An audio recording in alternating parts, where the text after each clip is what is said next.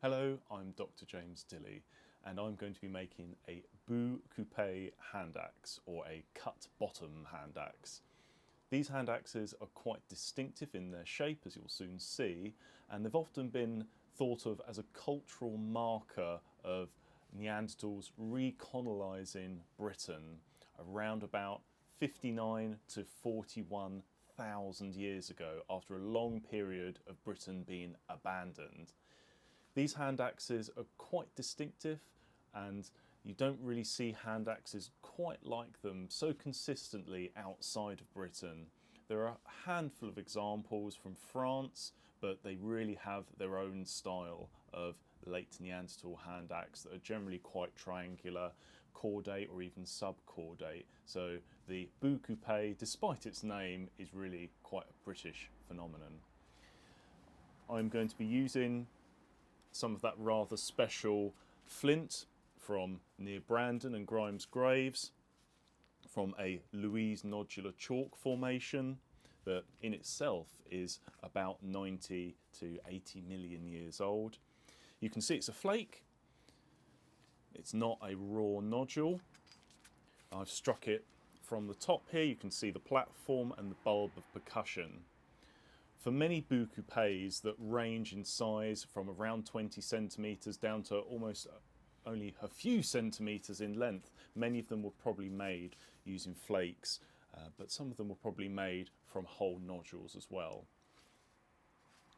Now I've got this flake, I'm going to be looking to start to take off some of the heavy material off the top here. When I'm teaching people to knap, whether it be on a whole nodule or just as a flake, I always try to encourage them to think of the potential problems to begin with.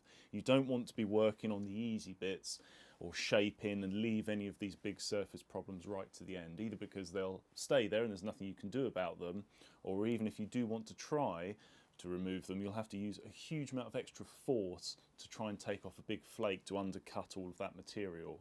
And if you've worked away elsewhere and really thinned down the mass, it'll be much weaker, so a really heavy strike puts that bit of extra risk that you might break it after a lot of effort. So when you're working, try to think of those problems straight away. If it's something like a hand axe, big heavy ridge off the top here, and you might have some other surface features as well that you want to remove. For my cut bottom Bout Coupe hand axe, I really need to choose which end is going to be the flat base, and I think I'm going to stick with having the flat base here and having the sort of D-shaped curved tip to it up here. But we'll see how it goes, it may well change.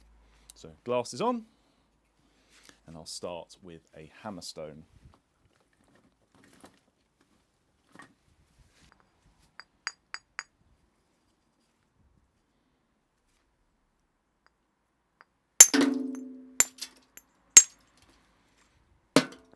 So I've taken a couple of little flakes off here because I'm going to try and drive off this big material off the top here around that ridge, but I need to set up a tilted platform for that.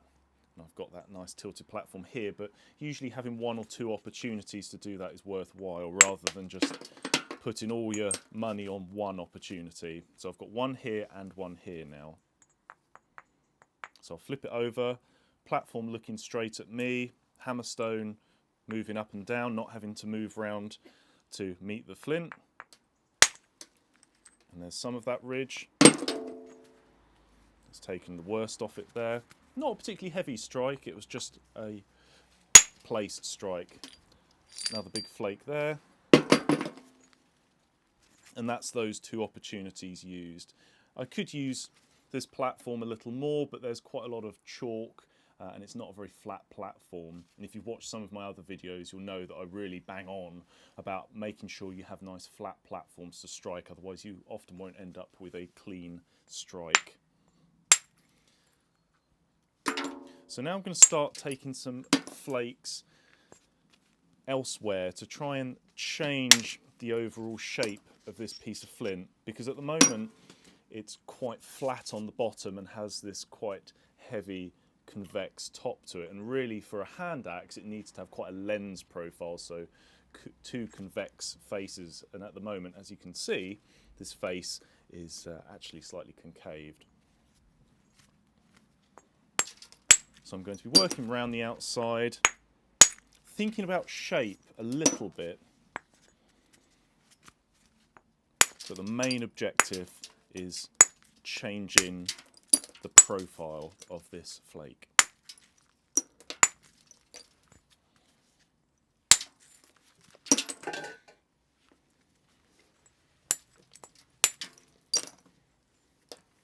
Some of these small flakes, again, I'm using to try and set up opportunities, because there's still this big mass off the top here, and although I could drive a long flake across the back here, it'd actually be easier to get it from here. But there is a bit of a concavity here, and if I try to drive a flake across the top here, either by clipping the edge with a stone or an antler hammer, it will terminate right here and you'll end up with a hinge fracture. So to try and get round that issue of having a concavity, you can either attack it from elsewhere, or you can actually remove the extreme ends of that concavity, that curve. It's hard to do from this end, but it's easier to do from this end. So if I drop the elevation here a little bit, right on the tip here, it should actually be, if not curved, flat, and that'll be much easier to drive a flake through. But I think I'm going to have to come back to that. It's not something I can go for immediately, and that's fine. It's okay to have objectives in your mind and know that you must come back to them at some point, but you've got to do work elsewhere. So you can see now it's not quite as severe.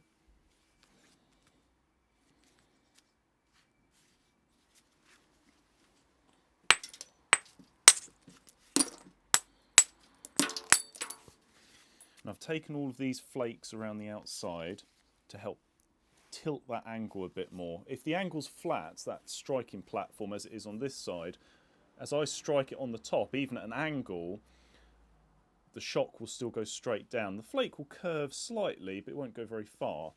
But on this side, because the striking angle is tilted, once contact is made, even if I'm hitting straight down, the shock will be angled into the flint, which will allow a larger and longer flake. So it is important to manage those striking platforms.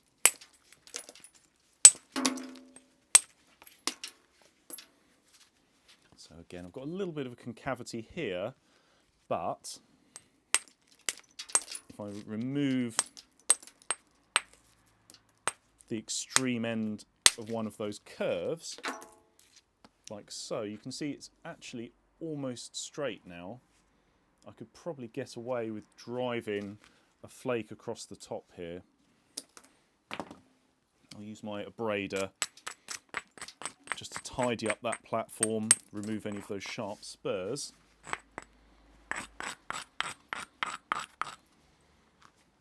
That's a little bit better. And now, with that, again, tilted angle, hopefully an accurate strike, I can drive a flake across the back, remove that lump, and then I can attack it from that end. There we go.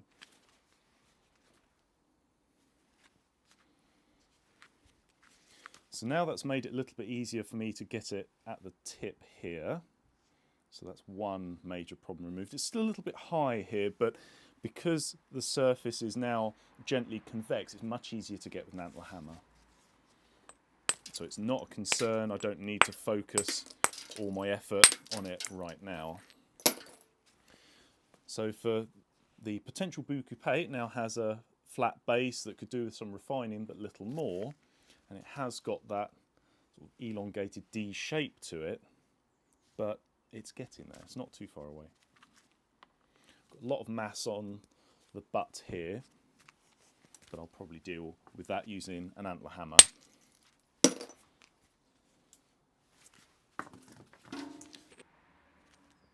So now that I've abraded and checked my platform, I can go for that strike across the back. I think I'll chance my arm with my heavy antler hammer and just go for a really hard strike. And there we go, it was worthwhile. Nice big removal across the back. So now I can get rid of some of this mass on the underside.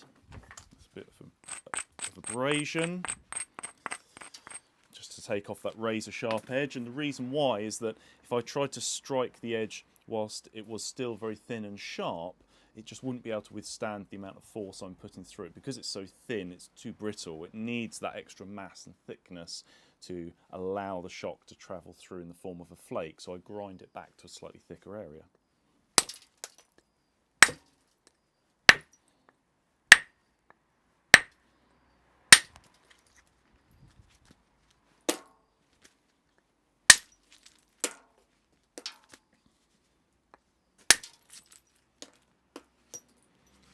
So that's removed a lot of the material off the base there.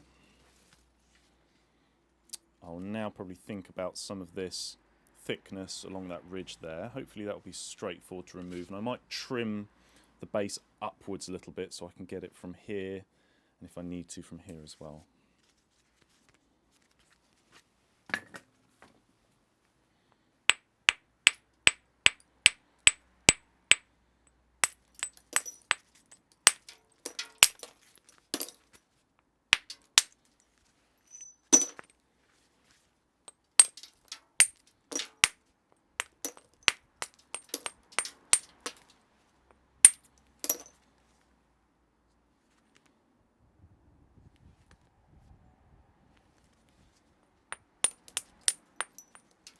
You'll notice I'm still flipping it over, checking it after a couple of flakes, just to see what's there, to see if there's any opportunity that has appeared, or if I'm somehow making a mistake.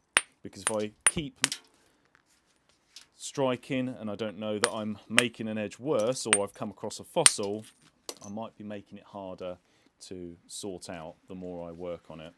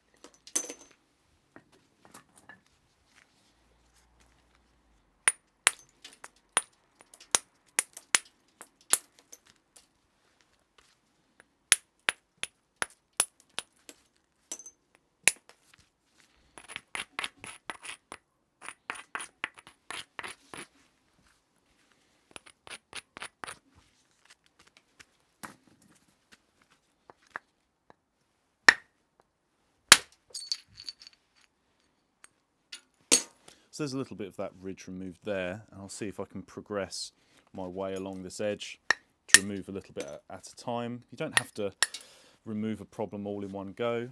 Sometimes it's less risky, or maybe it's your only opportunity to get it bit by bit.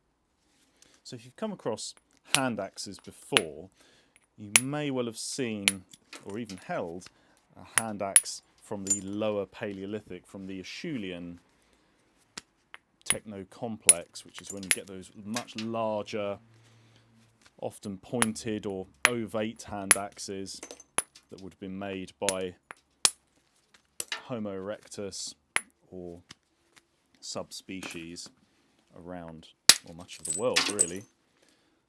But these hand axes are quite different, and they come from a long period in which hand axes had not been made by the people on the earth at the time. Homo erectus and their subspecies had long gone, and it was Neanderthals and modern humans that were on the earth at that time, as well as some other species. But in Europe, they were the dominant species. And for a long time, for Neanderthals, they'd been using a techno-complex known as Levallois, which is a prepared core technology, which I go over in another video. So for hand axes to reappear can seem a little bit strange after seemingly progressing from core and flake technology to hand axes and bifaces, then prepared core, and then coming back to hand axes. And initially you could look at it as a regression in technology, but it's not as simple as that, because hand axes are quite effective tools.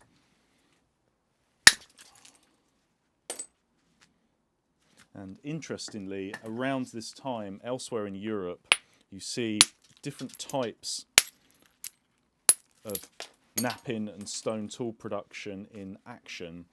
In northwestern Europe, you see hand axes. But the further south you go at this time, it's generally a core technology to produce flake and flake tools. And as you go east into Germany, hand axes are very, very rare again. So it seems to be a regional phenomenon, and an even more localized regional phenomenon in the case of the Bout Coupe. But around the time that these were being produced, at the end of the Middle Paleolithic, the Levallois technology is not present. So you get hand axes, these Bout Coupes and some other shapes, but these are those quite distinctive shapes. You also get some core technology, but it's quite simple, informal. It's nothing like the prepared Levallois technology that we see prior.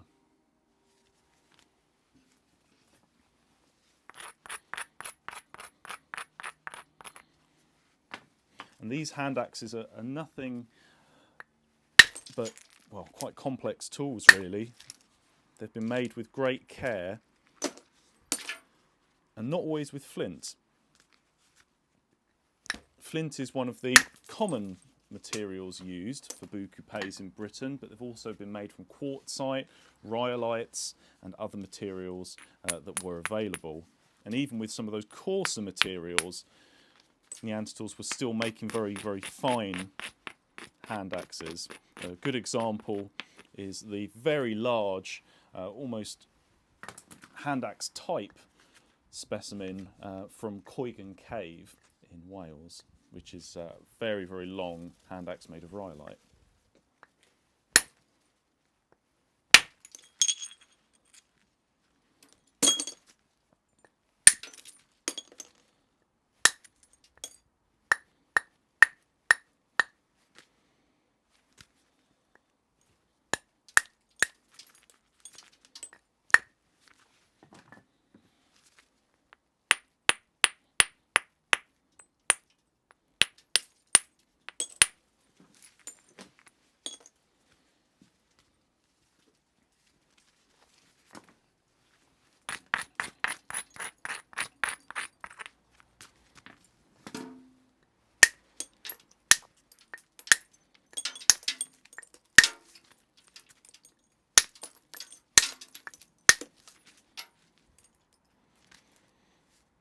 Now at this point you will have seen me take off an awful lot of flakes, including a couple that look like they would make very effective tools as they are.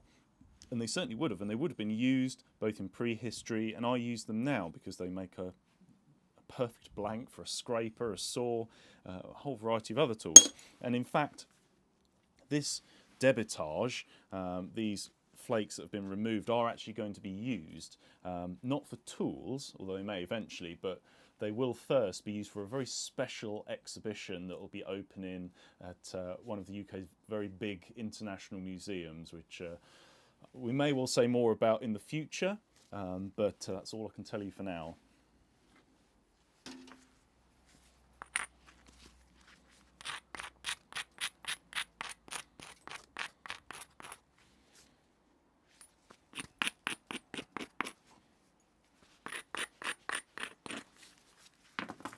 So I'm going to drop down to a smaller antler hammer for a little bit.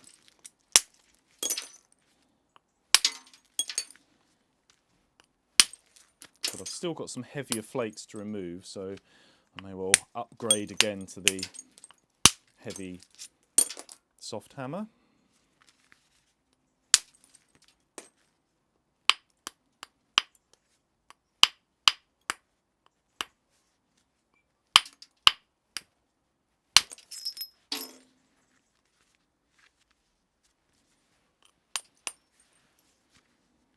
Many Bout Coupe Handaxes show very, very refined flaking. They were clearly made by a very experienced napper, and they were making a tool that, as well as being effective, was being made to fit a particular shape. And that's the interesting thing about these Bout Coupes, even as they're being maintained, as so many Handaxes have been found at different stages in their life, from just being made to having been curated over a long period of time. Maintaining that shape is almost always there.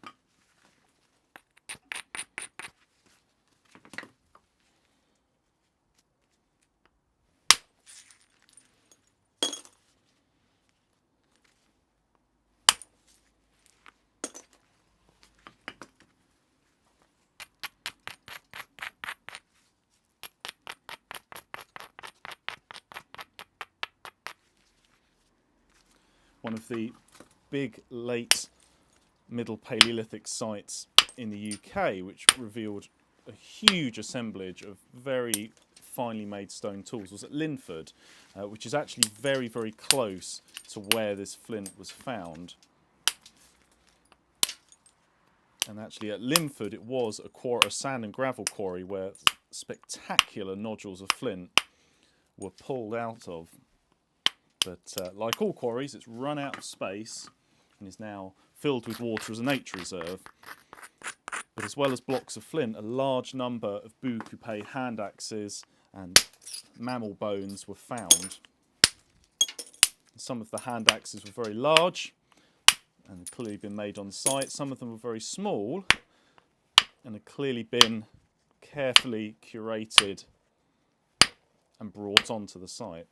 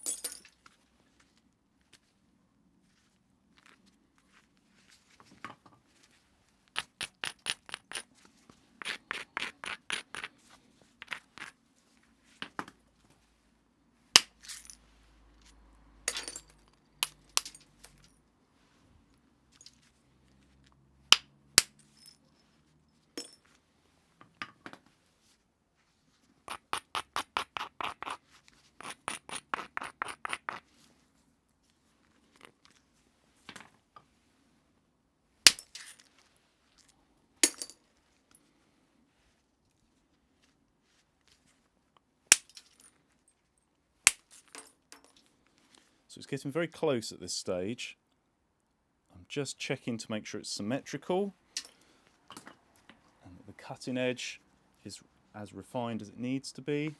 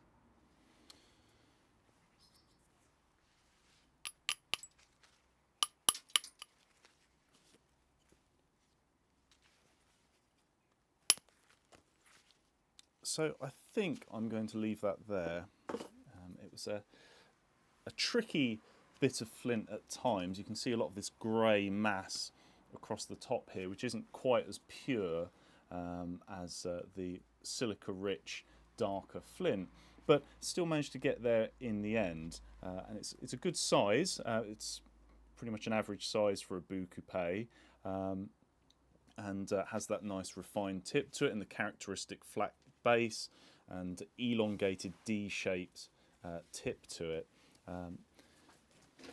This would be a really effective tool for butchery. There are some references to suggest it may have been used for woodworking, but I've never been terribly convinced that they would make effective woodworking tools, I try to always make comparisons to some of the tools that we might find in a modern workshop to try and make connections either for the shape of them or the tool edge profile. And when I look at something like a Bout Coupe, I can't really see anything that really jumps out as a woodworking tool. And if there's something that you can think of, then please do say in the comments, because it'd be an interesting point of discussion. The reason why I try to think quite critically about how tools could be used like this is to try and better understand them, of course. But because hand axes are often referenced as being the Stone Age multi-tool, it always seems quite a loaded way of looking at them when, as I've said, you've got so many other flakes that have absolutely razor sharp straight edges to them, like a lot of woodworking tools. So it'd be chisel edges, scrapers, you name it. They could have, I suppose, been used for their saw-like edge to cut through wood for spears. That's always a possibility, but I'm not sure that's really woodworking rather than just cutting through some wood. Hand axes that came before the Bout Coupe in the Julian were almost exclusively butchery tools, and I'm not totally sure why it would have changed so much with our Neanderthal cousins at the end of the Middle Paleolithic. So that's a Bout Coupe. If you want to have a look at some real examples, I mentioned Koigan Cave has a fantastic rhyolite Bout Coupe, as well as a very small one as well, so you can see the comparison between large and small. One of the best known examples is the Bout Coupe from Castle Lane, which if you just type in Bout Coupe Castle Lane, you'll come up with it. It's got a little bit of cortex in the corner, very, very finely flaked example, one of the best, but there are a number of others from the UK. There are a couple of good papers out there to have a look at by Karen Rubens, who has looked extensively at both British and the wider context around the time of Bout Coupes that I would recommend looking into for a bit of background reading. But other than that, that's the Bout Coupe, and I hope you enjoyed watching. We take great pride in the videos produced for the Ancient Craft channel. We would really love to continue making more videos with new tutorials, site visits, artifact showcases, and of course, nap time. We have a Patreon account where you can support us in our efforts. There are competitions and replica artifact giveaways. Check it out here. And thank you to those who have already signed up. Thank you for watching. Please subscribe to our channel if you haven't already.